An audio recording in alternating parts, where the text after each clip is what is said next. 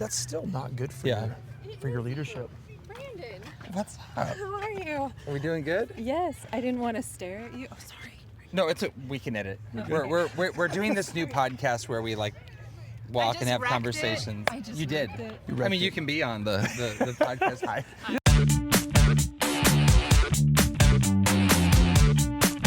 Hey, welcome to Walk With Me by Leading Second, hosted by Brandon and Lindsay Stewart.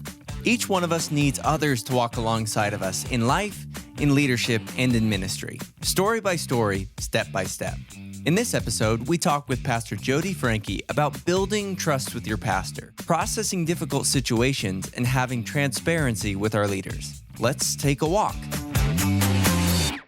Well, Leading Second, welcome back to Walk With Me. This is our big experiment here. We've launched this new space in the Leading Second ecosystem, a mentoring space where we can walk with each other in ministry as we navigate life in the second chair. And as you know, on these episodes, what we do is we physically take a walk. And I don't know where you happen to be today.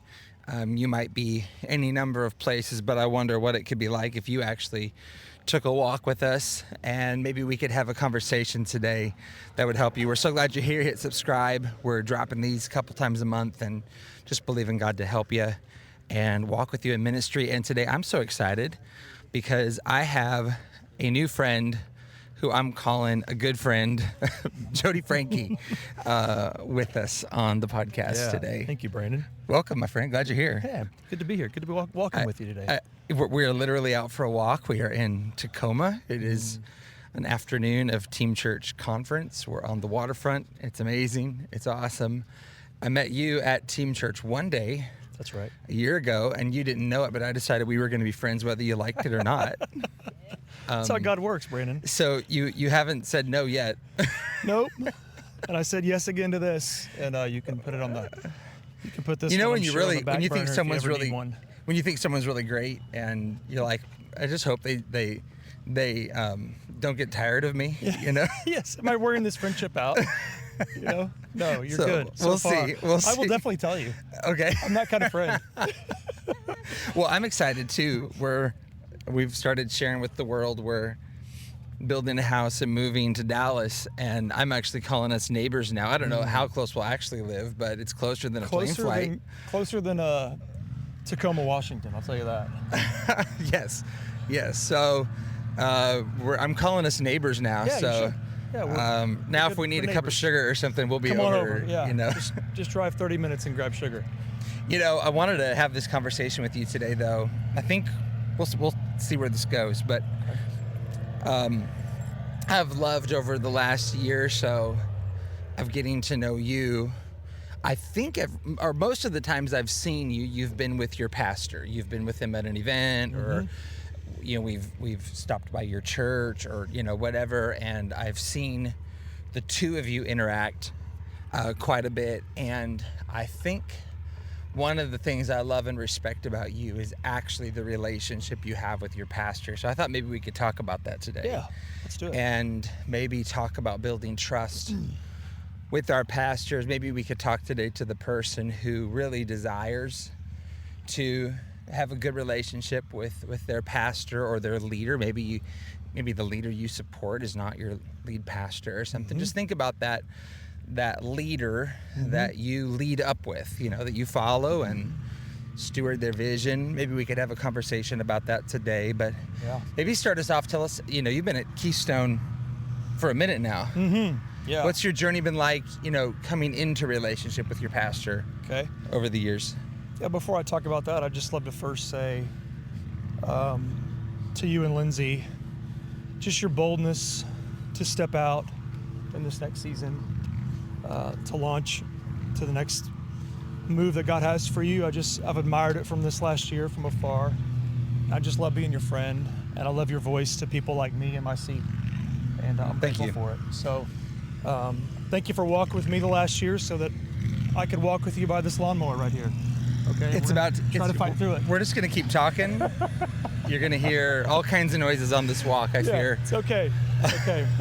Yeah, but my journey at Keystone started probably when I was in, I don't want to go too far back, when I was in 8th grade. I grew up in church. My parents were just always at the church. I was always in church. My parents, I can recall old school when you had a phone in your kitchen.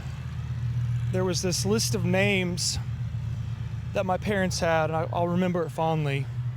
All these people in their Sunday school class, and my parents every Saturday night would make their Sunday school calls.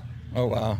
And they would call them and say, hey, I want to invite you to church tomorrow. This is when people actually had to use the phone. Actually had to use the phone, no texting, not even voicemails. I think we just had voice machines, but I remember my parents just being very, very involved in the church. Wow. And so I just grew up in it. And in about 8th or 9th grade, I went to a student camp that my church hosted, and 2 counselors walked in, and I was 14, something like that. One of them was this guy in his late 40s, great man named Kenneth. He'd been a leader for me for a couple years. And this other guy walked in, much cooler, and his name was Brandon Thomas.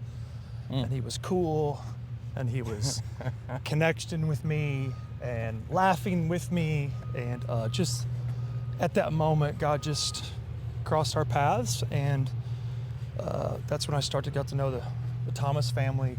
His father was my pastor growing up, and so just go back a long ways. And through the years, Brandon and Susan launched Keystone in their home, about 35, 40 people, 21 years ago this fall. And God's done a special thing. And right around when I turned 30, we were involved in Keystone, but I was in sales, and we just had our 3rd kid, and God called us fully. It's a full-time ministry, and it was a leap moment for us. It was a total God moment. Keystone just at the time couldn't support us, so our story is a little unique. We just prayed for God to bring us people to support us for a year, and so that's what we did. We had conversations with family members. Yeah. Wow. And it was a cool journey of the Lord, just being faithful to Amy and I, and our special calling that he has on our life. And so that was 16 years ago, and we never looked back. And so just love what God is doing, love the opportunity that we have to serve there with him. You know, it's interesting you say that, because I felt like your heart toward ministry felt a lot like mine, and sometimes that's very intangible, right? Sometimes that's you can't quite quantify it, but you just kind of sense like, I think this person sees ministry the way that I do, and I have definitely done ministry uncompensated for my pastor over the years, and it pulls something out of you to have to do that. You know, that's another conversation we need to have, because I think we get ministry calling and paycheck too intertwined. So that might be another conversation, a trailer for day. Conversation with Jody Part 2. Yeah, a walk in Texas together. Oh, we're gonna sweat our brains out, but it's fine. Yeah. When did you know that you wanted, ministry is about Christ, and it's about God's call, of course, so we don't want to make it just about a man, but I often feel like our calling for Christ comes through following a man, or man or woman of God. So when was the moment you knew you wanted to follow him, and whatever it would look like, architect a great relationship with him? With Pastor Brandon? Yeah. I don't know if I had this one defining moment. Sure. I think, honestly, Brandon, I think just over the years it was take a step here, and God would just increase his voice through Brandon and Susan in Amy and I's life. And whether it was through early days in our marriage, just as our pastor, there was always just a peace when we were underneath their leadership. And Amy and I were always aligned with it. I think that's important just in our marriage, that we were always, she didn't grow up knowing Brandon Thomas. That was my relationship. Sure. And so her and I together just saying, this is where God is leading us to plant our family. Yeah.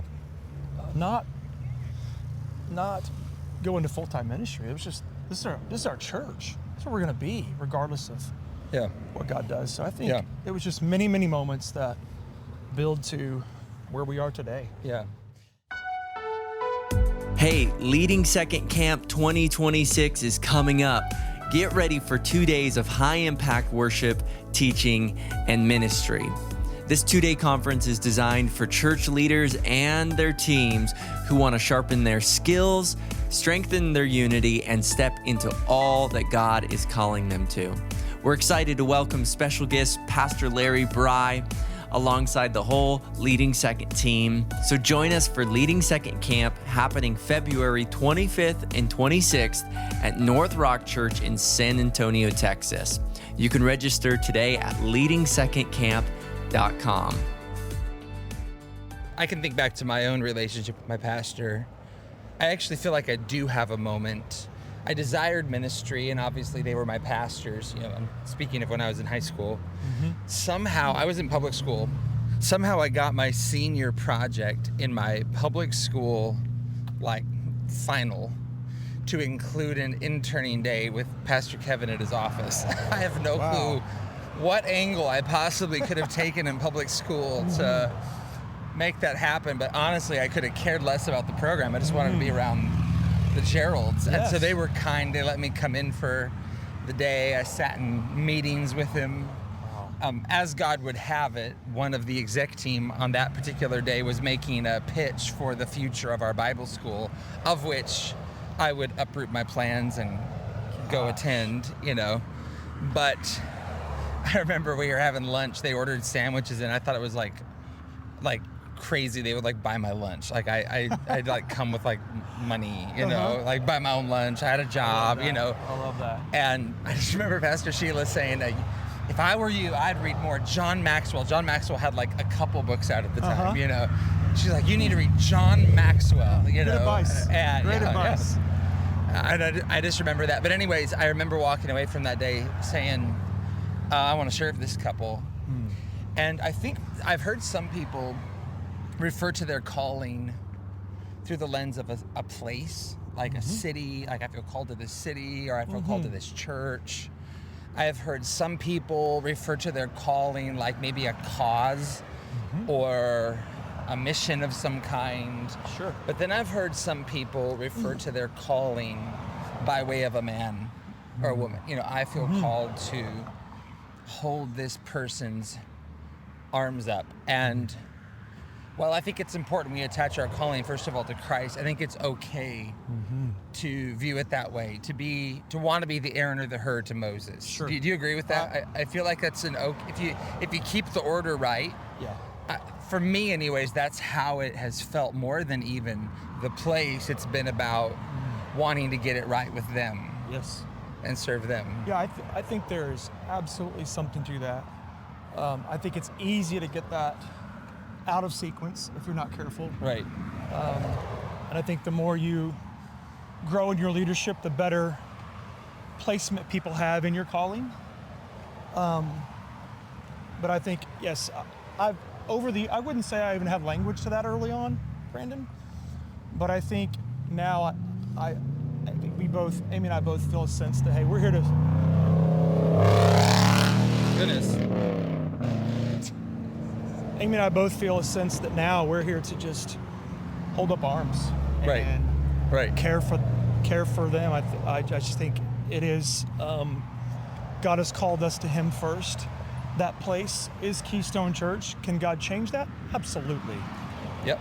But through the vision of Brandon and Susan, we're called to this house. I just think it's an interesting thing for everyone to discern. For me, the place and the person were synonymous for. I mean, most of my adult life here. Only in the last couple of years have the person and the place separated.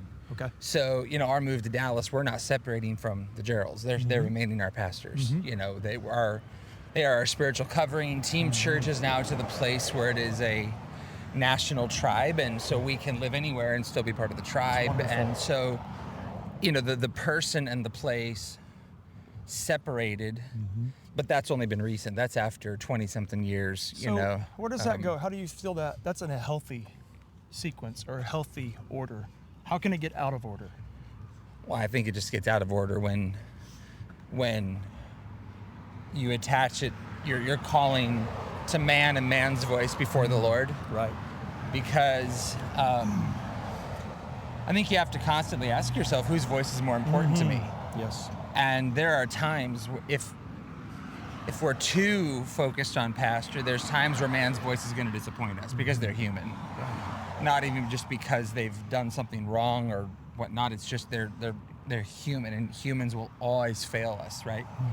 So I have often run back to my calling with the Lord in the moments where man disappointed or failed, and I think that's just what helped me to keep it straight. Yeah, I think I probably asked myself some questions when maybe in seasons I've maybe got that out of order, and probably some questions would be, why am I disappointed in this? Yep. Why am I sad? Why am I happy? You know, what brings me that happiness? What brings me that sadness? I think processing your emotions oftentimes leads you to the source of, you may be out of order. Maybe out of order, maybe a place, maybe a person. Yep. So I think asking myself some healthy questions in those moments has been beneficial. You know, gosh, we're way off track. We'll get back to trust in a minute, but this is good. I have learned in processing thoughts about serving a man or a woman, you know, serving our pastors, I have learned the power of externalizing those thoughts. In other words, write down how you're feeling. Get it out of you so you can look at it. That's great. You know, and you have to write it down or type it out, as gross as it sounds. You have to say, I feel like they don't want me to succeed. Okay, write it down. My pastors don't want me to succeed, you know. And then you can look at it and go, is that actually true? Right. Yes. Well, it's a lie from the pit of hell. Like, is that, right. can I stand before God and say, my pastors don't want me to, because if not, then it's a lie. Yeah. But you can often, I don't know the psychology behind it, but you can often identify it, I think, a lot easier when you can see it, right? And you can process it versus when it's a feeling, your feelings are going to fail you all day long, right? You're gonna feel your way right out of your faithfulness. That's you right. know, because I just feel like they don't want me to succeed. I just feel like, well, then you're going to believe that. You're going to believe it. Let's talk about trust for a minute. Why is trust with your pastor important if you're going to lead from the middle? Trust from my pastor to me to lead in the middle. Yep. Why is it important? Well, his trust into me, my trust into him. Well, let's just talk about processing. I mean, processing, if you don't have a healthy, we'll kind of bring these two ideas together. Processing pain or disappointment. If there's not a vulnerability available to me, to my leader, well then how can I build trust? Yep. How can he build trust with me? Yep. Or is he always wondering, what are you thinking? You never tell me this. You never say that. Right. So for me, you can't have a guarded relationship up and down there. Yeah. Yes, but at the same time, I'm not going to throw up all my emotional pain on my pastor. Right. And so I take that to the Lord. And if the Lord says, hey, if it sits on me a little longer, then maybe I need to have a conversation. Yep. But I think processing together has developed a tremendous amount of trust over the years. And I'll even say it, Brandon, I'll say, hey, can I have room here to just process with you without no action items come out of this meeting, no to-dos. Can we just verbally process together? Because I want to be aligned. I want to hear your heart. I want you to hear my heart. Yep. And so can we just, and maybe it requires a follow-up, maybe it doesn't. Yep. But I think those kinds of moments build trust. I mean, trust is, Yep. in ministry, trust is, Yeah. it's the foundation of a relationship. It's the foundation of leadership. Well, I think it's currency. I think it's the thing that's gonna. I think the goal of every second chair leader is to be able to stand in a room your pastor is not, and represent them and stand in for them. That's one of the chief moments, right? That any second chair leader, I think, could aspire to do and do it well. You know, do it with integrity. So what's going to put you in that room to stand in for them, to represent them? It's going to be their trust. They're going to have to not wonder where you're at. Right. Right? They're going to have to not wonder, could Jody do this well? You know, I think over the years, because, you know, it's ironic that I leading second. I often say I am not the best at this. I was just the first. I'm just the one that kind of got tapped and said yes. I really don't think I was the best second chair leader. I think I had a heart for it. I think I bumped my head a lot, and I think I was far from perfect in it. I will say though, if you hear my pastor's assessment of my season in the second chair, I think the highest compliment he tends to give is that I could send Brandon into a tough moment and he could handle it for me. And I liked that feedback. Like I liked that because it wasn't really all that sexy. It never involved the mic or a platform or a, you know, That's great. it was moments that never showed up on Instagram, but it was like moments that really mattered to him. John Maxwell uses a phrase in the 360-degree leader book about being a go-to player. And I think it's an interesting phrase. We certainly don't want to use it competitively with others, but I think the idea that when your pastor has a problem, they would go to you. You know, I just think that's a big deal. Yes. And that is going to stand on the foundation of trust that you've built with them. Don't you agree? I do. And I think speaking that trust to your team, that's what Brandon and Susan have done for me. And that's what I hope to do with teams that I lead, is telling them, Yeah. I trust you to lead in this moment.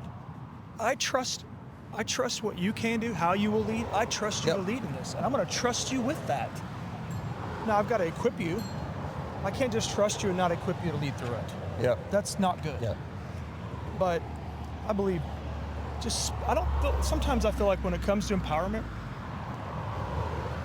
we might be thinking we're empowering, but maybe we need to speak it. Say it. Hey, I want to empower you to do that. Do you have everything you need? What do you need from me as the leader to go and do that? Yeah. You have my trust. Wow. But do you need talking points? Yeah. Do you need help on guidance? I know you'll pastor that moment incredibly well. But what do you need from me? I think sometimes just speaking trust language builds into a healthy leader. Have you ever thought about what the opposite of trust is? I mean, I think the easy answer is, you know, like broken trust or something. I have heard that suspicion is the opposite of trust. If you think about it, trust means I know that you'll do X. Suspicion would be I wonder if they'll do X. You know, it's the constant question mark. And I would think that if our pastors have a natural suspicion, if we haven't rooted that out, I think it's going to cause us some problems. If our pastors are wondering where we're at. I think there might be somewhere in the middle, too.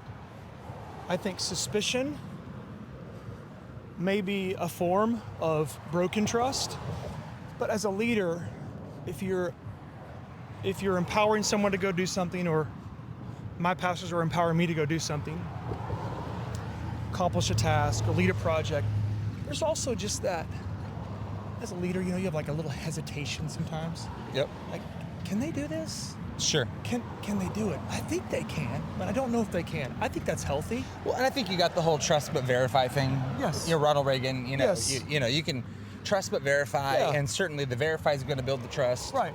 It's going to work together. It's going to work together, but I just think it's a big,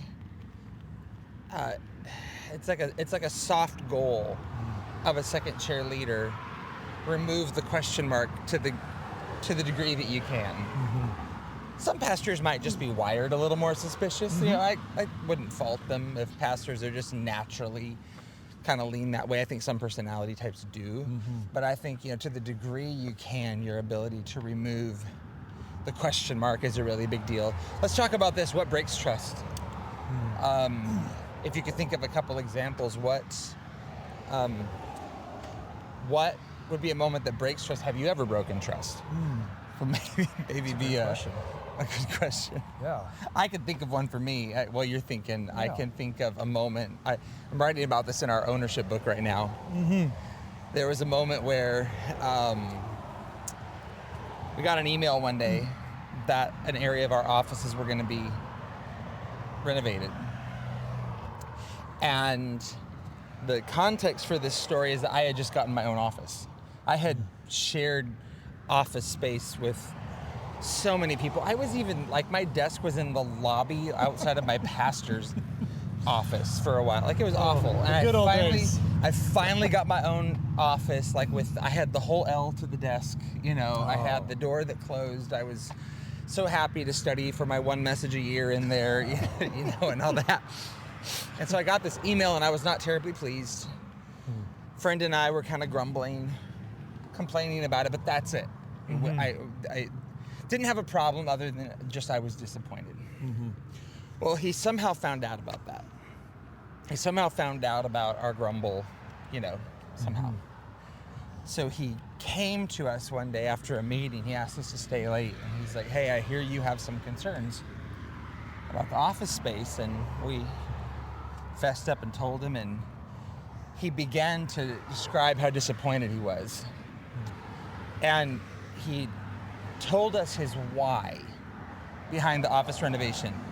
The why was that there was a pod of our team that I was not involved in, so I was not involved in this, but there was a pod of our team that had real funk and disagreement to it. They would not work together. Keep in mind, his vision was to have a team, and he just taught about that at Team Church Conference. You know, his whole premise of leadership is leading like a team. And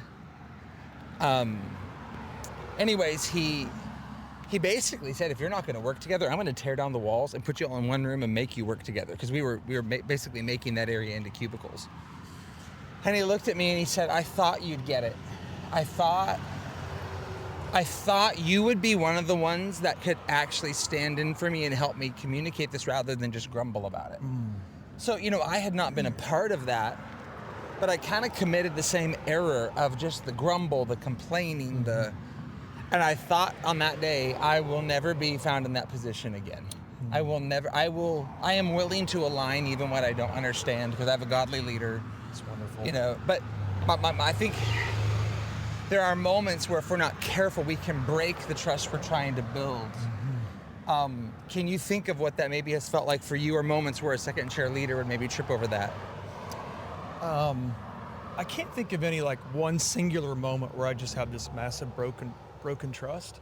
To me, it's in these little leadership moments where a face comes, like a look comes over my face, where I'm communicating, are you serious right now? I've called it the eye roll of misalignment. Like, Yes. They're like, oh. I feel like that's inside of me sometimes, and it comes out. Sure. And that's something that I, just from my posture, my leadership, my facial expression, Wow. that's something that my leaders have come to me before and said, hey, you're kind of giving the face right now. The face. You That's were in that amazing. meeting and maybe the face came out. Check your face. Check your Jody. face. And it does send a message as a leader. And, you know, I received that. And I think there's been moments where my leadership corrected me on that, and I welcome that. Yep. So trust is everything. And I'm still building trust for what's next. I don't think you ever stop building trust. Well, I'm sure what's ahead of you is going to take an even greater degree of trust. I'm sure you could argue that. I'm thinking too about we got guys from our church driving by on these like waterfront vehicles here. I'm thinking too about the moment where you tell your pastor everything's fine, but it's not. You know, maybe they're asking, how are things on the team? And you don't want to look weak. You don't want to look like a bad leader. You don't want to look like you've mismanaged, you know, so you just tell them it's all good. Yeah. And you're thinking to yourself, I'll just fix it. It'll be fine. You know, they'll never know. And I think that rarely goes well. Yeah, that didn't go well. Because I think if you're in trouble, I don't think your pastor probably wants you to have to shoulder it alone. No. But we end up viewing our pastors adversarial in those moments rather than as an advocate, right? Yeah, it's funny how your thoughts in your head talk you out of the wise decision. That's true. That's very true. It's you have these thoughts in your head like, oh, if I just can, this week I'll work on cleaning that up, or tomorrow I'll do it. When really you should just come to your leader. Could be your pastor, could be a director, and you say, hey, we missed it. I missed it. I need help. Yep. That, in our culture, that's going to build way more trust than you trying to cover. And even, let's just say you cover it, and we never know. Like, we never find out. Let's just play that out. Yep. Okay, you covered it, or it didn't work out. You Made thought, it happen, no one ever yeah. found out. Yeah. When you come to a leader and you own, I think ownership builds trust.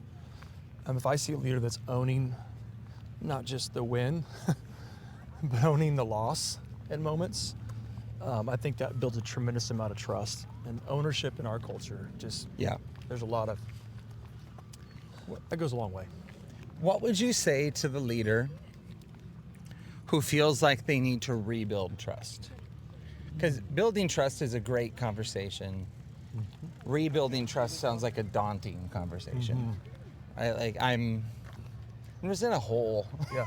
I want to get out of this. I want to be a go-to player. I want to be, one of those people pastor can put some weight on their shoulders. What would you say to the leader who wants to rebuild trust? Yeah, I think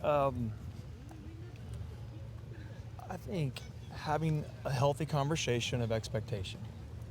So, if I'm going to enter into a season of rebuilding trust, let's get clarity on what that looks like. Yep. It could be my marriage. Let's just go through all the different scenarios of how you might lose trust. You're not leading your home well. You may be thriving in student ministry. You're killing it. But your marriage and your family's a wreck. Yep. So we're not going to have one over the other. We want both for your life. So let's enter into a season of rebuilding trust. So that could look like you walking with humility to say, I need help. Yep. It could just be you don't calendar well. It could be too many meetings. I mean, the list is long of where you're lacking and where your lids are. And so as a director, I would say, hey, or as a second chair leader, I would say, hey, let's enter a season of 60 days of rebuilding trust. Let's get clarity on what that's going to look like. I don't know. Yeah, and as you were talking, I was thinking it'd be really helpful to sit down and actually talk in advance with your pastor. What would break trust with you and what would build trust with you? I mean, maybe we could even be a little more, proactive about the conversation, right? Yeah. That Pastor, what would you want to see from me if I wasn't doing well? Or what would rebuild trust with you? Maybe we just got to throw it out to them. Yeah. I think they'll tell us. I don't think they want it to be a mystery. No. I don't. As a leader, I don't want it to be a mystery. No. That's miserable. No. So I would think that, That's good, Brandon. What I find in a lot of my second chair conversations, I think it's got to be 80% of these conversations come back to you got to talk with your pastor. And what's so funny too is I can't think, maybe you've had similar situation, I can't think of a coaching moment I've been in with a team where a team member didn't identify communication as being a challenge for their team. I've come to realize it's everybody's challenge. Everybody's challenge. I don't think I've never been to a church when we were talking about challenges, someone didn't list communication. Right. And it's on the SWOT analysis, it's always the threat, right? I mean, it's always every single time. Yep. I've almost had to start digging deeper because it's not helpful. No. Because, that's everybody. you know. It's like saying my communication is bad in my marriage. Well, okay. Yeah. So, It can mean a lot of things. But I find that a lot of these conversations just go back to, we need to find ourselves on the same page. You know, I will take this to the bank all day long. Most people don't do this. This is my personal conviction. People are allowed to disagree with me on this. I truly believe the lifeblood of a healthy team, or one act of a healthy team, is regular and effective one-to-one meetings. Mm-hmm. You having a regular one-to-one with the person you support up, mm-hmm. and regular one-to-ones with the people you lead down. I'm looking at an org chart when I say up and down. Mm-hmm. I think it is the simplest, easiest, free, rhythm we can put into place tomorrow that creates the space for these things to happen. I think so many times we end up breaking trust on different pages. We just aren't talking. Yeah. We don't have enough FaceTime. Right. And in the absence of great communication, you're just going to make up answers, right? You're just going to fill in the gaps wrong, and maybe unintentionally end up. I was convicted about this about a year and a half ago. That I got into in a busy season of ministry, moving into our new building. I just let some bad rhythms and patterns, just in calendaring, meetings, all that kind of stuff. I let them go too long. Yeah. And so I was convicted that the people I was leading, I wasn't spending time with them. I wasn't giving them a voice. I wasn't listening to them. And it really wasn't me preparing for the meeting. It was just them bringing whatever they want to bring to the meeting. It's just availability. Yep. And I think it's been helpful. Still not there, but we're getting better. Well, to the one who's listening to this today, who needed this, my theory is people pick podcasts on the title. Someone needed to have a conversation today on trust. And I think God loves leaders so much. Maybe this episode was just for one person listening today. You're just discouraged. I don't believe you have to stay there. I don't believe that disappointment has to be the theme with your relationship with your pastor. I do believe if you feel like there's more in you, I do believe you can build the kind of relationship with your pastor that can carry that way, but it is going to take trust. And if you're in a trust deficit, one of my favorite phrases my pastor has ever used is the phrase, your non-negotiable reality. Where you're at today is your starting point. You may not like where you're at. You may wish you were further along. You may wish things were better with you and pastor. Honestly, none of that matters. You have what is your non-negotiable reality. You are where you are. Right. But the way to move forward is to acknowledge it, to accept it, and get some help and get a plan. Have some of these conversations we're talking about today. So you may not like where you're starting, but you can move forward. I have been in places where I thought, man, my relationship with my pastor just may not improve, and at the same time I just feel like in some ways my relationship with him is better than ever now. More trust, more alignment, and I just think it's possible, and I pray this has encouraged somebody today. Any final words from you today? No, Brandon, love your voice. I love the conversation. Thanks for walking with me. Yeah, I hope it wasn't too noisy. No, not bad. We've encountered a few culprits out here today. We love to keep our editor busy, but Leading Second, we love you. We love walking with you. I pray that these conversations are just breathing life into you, and if we can help you in any way, reach out. If there's something you want to hear us talk about, reach out. Otherwise, hit subscribe. Plan to join us a couple times a month when we release these. Otherwise, Leading Second, we love you. Until next time, God bless you.